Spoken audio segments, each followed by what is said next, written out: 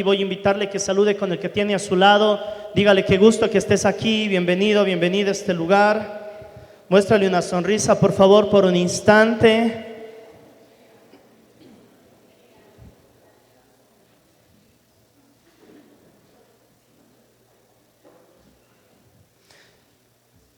En el año de 1968 se dieron unas Olimpiadas en México y había un atleta tanzano de nombre John Stephen Ogwari. Y este atleta tanzano tenía una meta. Y esta es una historia obviamente real. Y en aquellas Olimpiadas, en esta maratón, en cierto momento, este hombre sufrió una lesión muy grave. Sufrió un esguince directamente en su rodilla. Los doctores dijeron que fue algo todavía más grave porque él sangraba y cojeaba. Y nos muestra aquella historia, cómo este hombre, vendado, cojeando, seguía avanzando en la maratón. Y poco a poco la gente empezó a irse porque los primeros atletas ya habían llegado, ¿saben? Y este hombre llegó 1 hora después. Y ya quedaban pocos periodistas en aquel lugar. Y de pronto el hombre se ve en las cámaras, vendado su rodilla, cojeando, llegando a la meta 1 hora después. Y aquellos periodistas le dicen: ¿por qué tú te esfuerzas en llegar a la meta si la carrera ya terminó hace bastante tiempo? ¿Qué no te das cuenta que estás herido, estás cojeando? Y aquel hombre le ve a los periodistas y les dice: lo que sucede es que mi país no me envió a México para iniciar una carrera, sino para poder terminarla. Y este hombre llegó a su meta sin aplausos de la gente, sin quizá que la gente empiece a darle una recompensa, pero tenía una meta fija. Él tenía un propósito y no era empezar la carrera, sino terminar su carrera. Y yo quiero que le vea un momento al que está a su lado y dígale: el cristianismo, vamos, dígale fuerte, el cristianismo no se trata solo de comenzar, sino de permanecer. La Biblia nos dice: aquel que permaneciere hasta el final heredará la corona de vida. ¿Cuántas veces hemos conocido a personas que han iniciado, pero no han tenido la fe para poder seguir adelante? Y hay una historia que me gusta. Cierto pastor estuvo un día allí en su iglesia y había un joven que servía en aquella iglesia, lavando los platos al final de los servicios, de lo que habían ocupado las personas. Y cada semana este joven se iba a la parte de atrás y empezaba a lavar aquellos platos sin que los demás vean. Y aquel pastor se fijó en este joven, y al pasar las semanas, aquel pastor le dijo: oye, yo me he fijado que tú lavas los platos y tú eres alguien fiel. ¿Quieres tú servir en algo más visible? Y aquel joven le dijo: pastor, muchas gracias, pero no. Yo quiero servir aquí en lo invisible, porque quiero estar seguro de que cuando yo sirvo a Dios y no sirvo para recompensa de la gente. Y aquel muchacho siguió sirviendo en la parte de atrás, donde no hay el aplauso, como aquel atleta que no recibió el aplauso, pero fue obediente hasta el final. Y yo quiero decirle algo muy importante. Esta prédica yo lo he puesto: obediencia sin aplausos. Porque muchas veces es fácil obedecer y saber que al final vamos a recibir el aplauso, pero ¿cuántas veces obedecemos aun cuando nadie nos ve? Hay una historia que a mí me gusta mucho y dice que había un general muy importante, un hombre que había acabado con los enemigos. Y este general muy importante tenía el favor del rey de aquella nación. Y la historia, la Biblia nos narra que este general muy importante llegaba a aquel lugar y promovía de alguna manera hasta una festividad, porque era un hombre imponente, era un hombre que tenía mucho dinero, era un hombre que era muy importante, y cada vez que entraba en una ciudad con aquella armadura, toda la gente le veía a aquel hombre y decían: wow, qué increíble aquel hombre. Este hombre era reconocido por muchos y llegaba a aquel lugar en un caballo. Yo no sé si en ese tiempo tal vez habían caballos últimos modelos, yo no sé cómo era en ese tiempo, pero él llegaba en lo mejor de lo mejor. Toda la gente le admiraba, toda la gente le veía y decía: qué increíble esta persona de aquí. Pero cuando la Biblia nos dice algo muy importante, dice: él tenía el favor del rey. Él era alguien que de alguna manera al verle se veía alguien muy importante. Y la Biblia nos dice una frase que a mí me marcó, y en esto me voy a basar en la prédica de hoy. Dice: pero él era leproso. ¿Cuántas veces en nuestra vida quizá nosotros vamos por todos lados mostrando una armadura? Queremos llegar a un lugar y mostrar que somos muy, pero muy grandes quizá, que tenemos éxito en las cosas que hacemos. Queremos demostrar que la gente al mirar esta armadura pueda ver a alguien muy grande. Pero cuando llegamos a nuestras casas y cuando nos quitamos esas ropas, nosotros podemos darnos cuenta que tenemos esta lepra que muchas veces está en nuestras vidas. Y tal vez podemos recibir el aplauso de la gente, pero en lo más íntimo de nosotros sabemos que hay una llaga en nuestros corazones. Y aquel hombre era un hombre leproso. Delante de la gente era el general de todos, pero detrás de escenarios donde nadie le veía, tenía un problema en su piel. Y antiguamente la lepra era considerado algo inmundo, algo de a qué avergonzarse. Y hoy quiero preguntarle a usted el día de hoy, debajo de esa armadura que usted diariamente carga, muy adentro en su corazón, ¿cuál es la lepra que usted tiene? Porque la gente puede verle a usted y tal vez muchos pueden admirarle, pero como dijo alguien, ¿cuál es ese pie cojo que usted tiene en su vida? ¿Cómo usted está obedeciéndole a Dios? Y hoy quiero que nosotros veamos a través de la Escritura el impacto que puede tener una persona que le obedece a Dios. Este hombre con una gran armadura, pero con lepra. Admirado, pero en su casa tal vez siendo juzgado. Tal vez aclamado por muchos, pero cada vez que él se veía, él sabía que estaba mal en su corazón. Él no se admiraba a sí mismo. Tal vez él tenía vergüenza de verse y decía: oh, los demás me ven de una forma, pero yo sé que tengo que hacer un cambio en mi vida. Yo sé que algo tiene que cambiar en mí. Yo no estoy conforme en la situación en la que estoy. La Biblia nos habla que una comunidad o una tribu de estos sirios llegaron hasta el pueblo de Israel. En este tiempo estaba dividido en el reino del norte y el reino del sur, y en el reino del norte había un profeta llamado Eliseo. Y tomaron como esclava a una joven, y esta joven justamente llegó a aquella casa porque Dios tenía un propósito. Porque aunque tú tengas lepra, Dios es capaz de limpiar toda cosa que está mal en ti.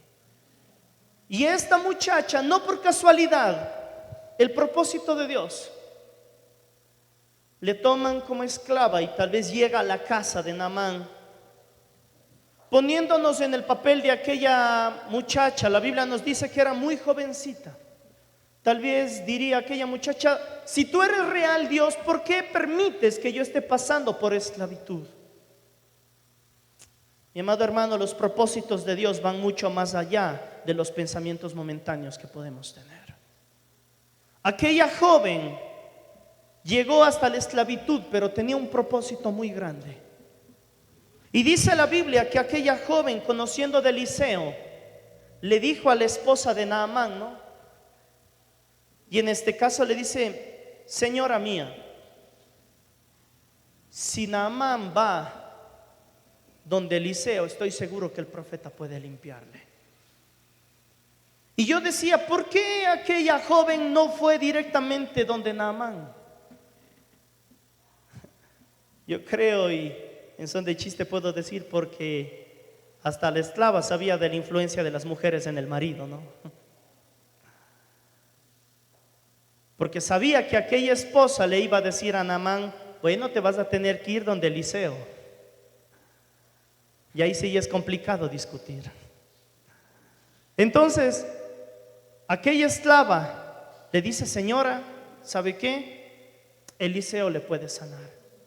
Y el primer punto que quiero dar el día de hoy es, puede ser una persona sin voz, puede ser una persona que no sea reconocida, puede ser una persona, esta esclava era una mujer tal vez sin derechos, era una mujer sin poder de decisión. Aquella esclava no sanaba, aquella esclava no lideraba, aquella esclava no tenía un papel trascendente, pero ¿sabe qué? Aquella esclava tenía fe en lo que Dios podía hacer. Y yo no sé qué es lo que piense usted, pero yo quiero que sepa lo siguiente: cuando usted tiene fe y cuando usted actúa en fe, porque aquella mujer tuvo que tener la capacidad de hablarle a la mujer de Naamán, cuando usted tiene fe y usted obedece, Dios puede liberar hasta personas muy poderosas. Y esto Dios estuvo hablando a mi corazón. Una mujer sin voz, una mujer sin decisión, iluminada de parte de Dios, pudo traer una palabra que pudo traer libertad a un hombre muy poderoso. Tal vez estamos clamando por nuestra nación.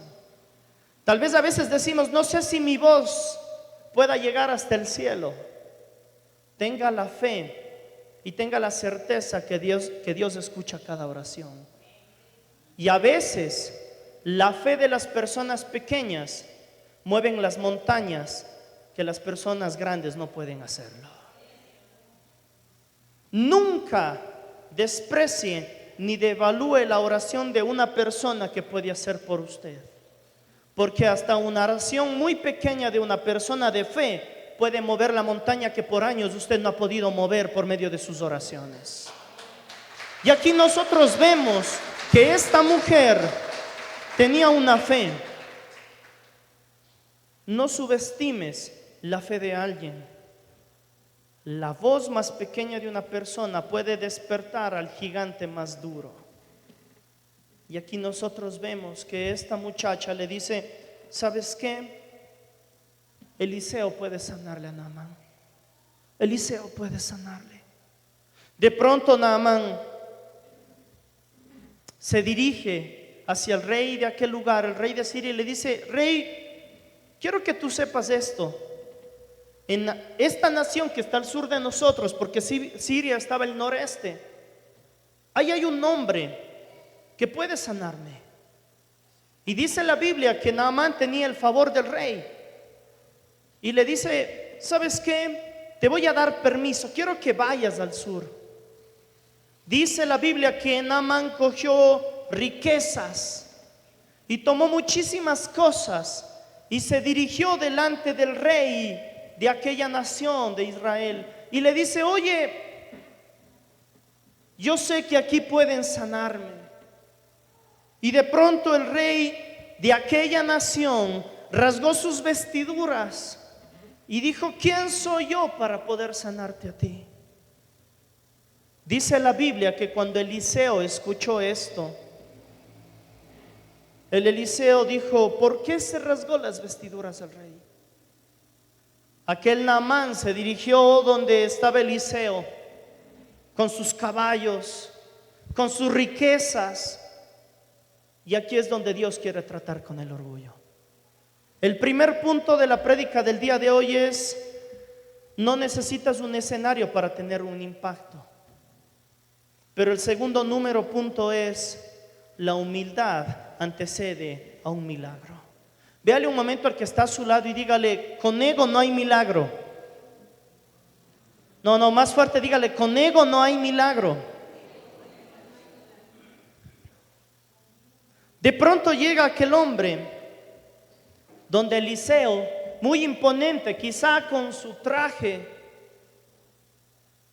con todas las cosas, y Eliseo, al saber que viene este general, es como que en este momento yo le diga: oiga, ¿sabe qué? A su casa va a llegar el general o el capitán de aquí de Ecuador, o aún más, va a llegar el director de la CIA para verle a usted. Yo me imagino que en ese momento no va a decir usted: oye, anda a verle, ve a ver qué quiere. Tal vez usted va a salir y va a decir: bueno, de aquí me puede llevar a un buen puesto allá en la CIA, ¿no? Eliseo no hace eso. Eliseo dice: quiero que vayas, le dice al sirviente, anda y ve y dile que tiene que irse al río y tiene que sumergirse 7 veces. Yo me imagino en ese momento Naamán esperando que venga Eliseo, y de pronto ve que viene un muchacho. Y aquí es donde Dios, creo que quiso tratar con la humildad de aquel hombre. Tú eres un general, pero tú tienes un problema en tu corazón. Y para que sea eliminado este problema de tu corazón, primero tiene que ser eliminado el orgullo que hay en ti. Cuando Dios quiere tratar con milagros, primero empieza tratando con nuestros corazones. Y vemos que Naamán le ve al muchacho y el muchacho le dice: Naamán, lo que tú tienes que hacer es que tienes que irte al río Jordán y tienes que zambullirte 7 veces. En ese momento Naamán se enojó mucho y dijo: ¿cómo es que me manda un emisario? ¿No es capaz este profeta de venir a orar por mí? ¿Acaso no está viendo que yo estoy viniendo desde Siria y no es capaz de venir a hacer una oración? Él esperaba algo extraordinario para el milagro. Pero para ver el milagro, muchas veces de parte de Dios, no necesitas ver un escenario, necesitas tener obediencia en la humildad de tu vida. Pastor, es que yo estoy clamando y no veo todavía la respuesta de Dios. Empieza preguntándote: Dios, ¿qué quieres cambiar en mi corazón? De pronto Naamán se enojó mucho y dijo: ¿por qué me manda al río Jordán?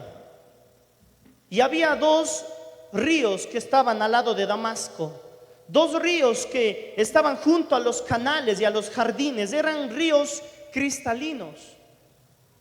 Pero el río Jordán, el río de esta nación, y el río Jordán era un río que tenía lodo. No era un río limpio, era un río sucio. Tal vez podemos entender que Dios quería demostrarle que primeramente tenía que ser limpiado su corazón con la humildad antes de ser sanado. Y Naamán dice: no, yo no voy a entrar a esto de aquí, nos vamos. Tomaron sus cosas y cuando estaba por irse, dice la Biblia que 2 siervos suyos le dicen: oye, mi señor, ya llegamos hasta aquí. Si el profeta te dijo que lo hagas, ¿por qué no lo intentas? ¿Por qué no te vas hasta este río sucio y te sumerges? Yo creo que a veces la obediencia absurda antecede a un milagro extraordinario. ¿Se dan cuenta que muchas veces Dios pide cosas que aparentemente no tienen mucha lógica? ¿Qué le dijo a los 2 discípulos para la entrada triunfal? Quiero que desaten el pollino y le digan: el Señor lo necesita. ¿Parece lógico o no parece lógico esto de aquí? ¿Usted sería capaz de ir a tomar un carro y decir: ¿sabe qué? Mi Dios lo necesita. ¿Qué cree que le van a decir? Dios te bendiga, entonces llévate el auto.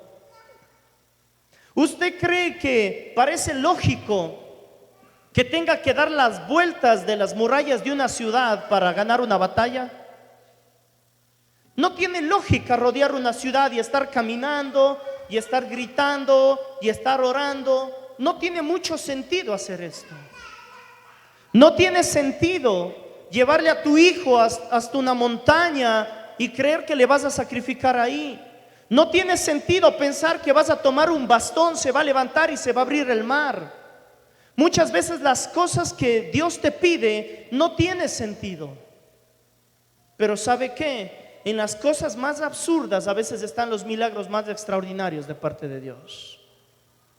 Y aquí vemos que le dice: quiero que te vayas al río Jordán y quiero que te sumerjas 7 veces.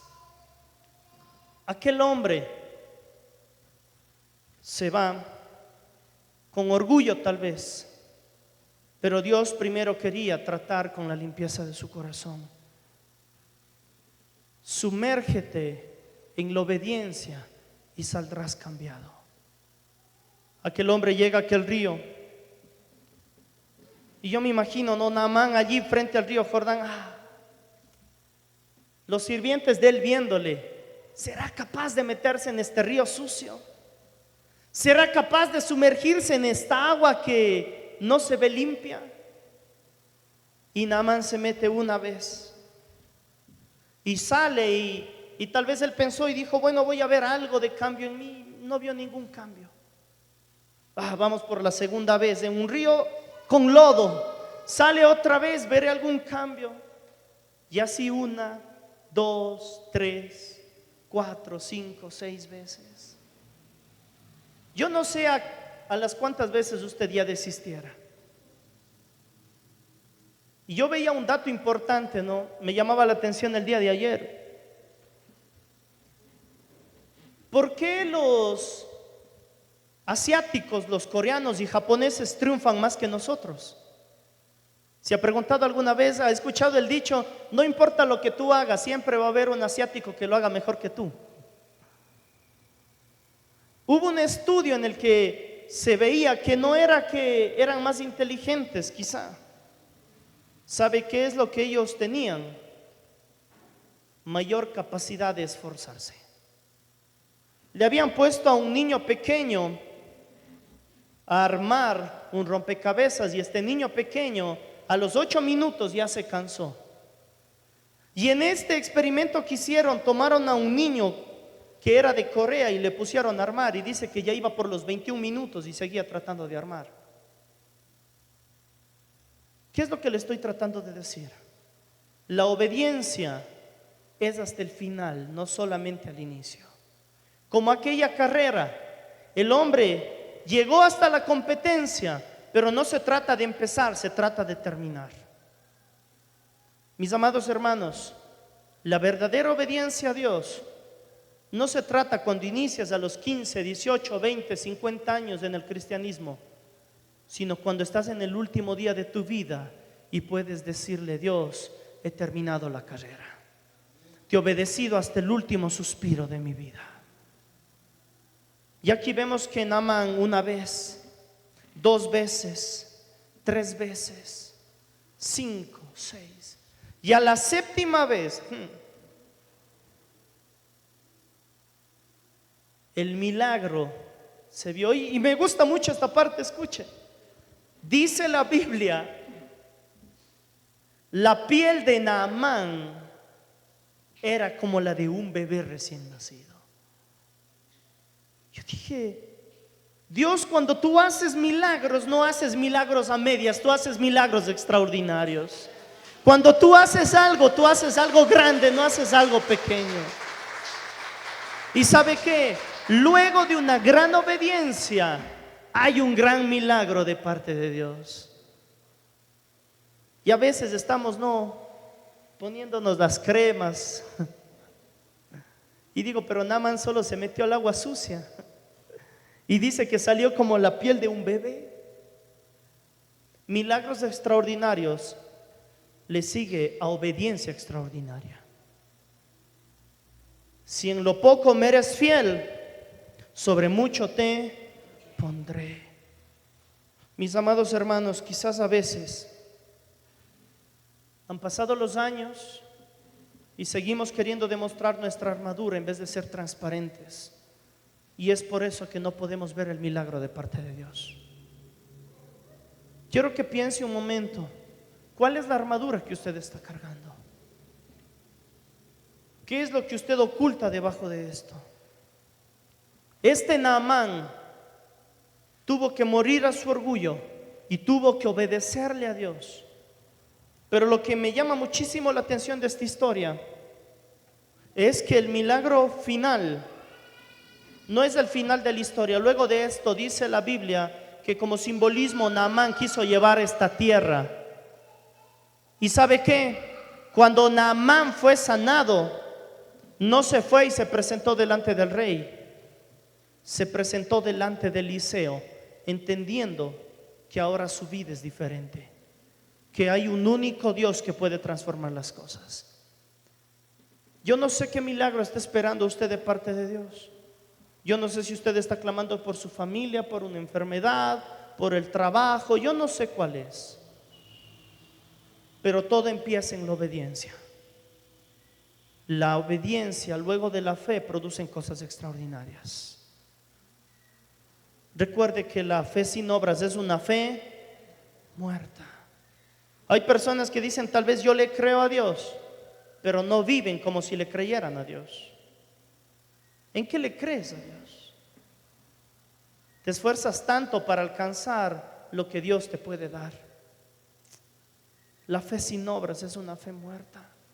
Y Naamán tuvo que tener la fe para zambullirse 7 veces.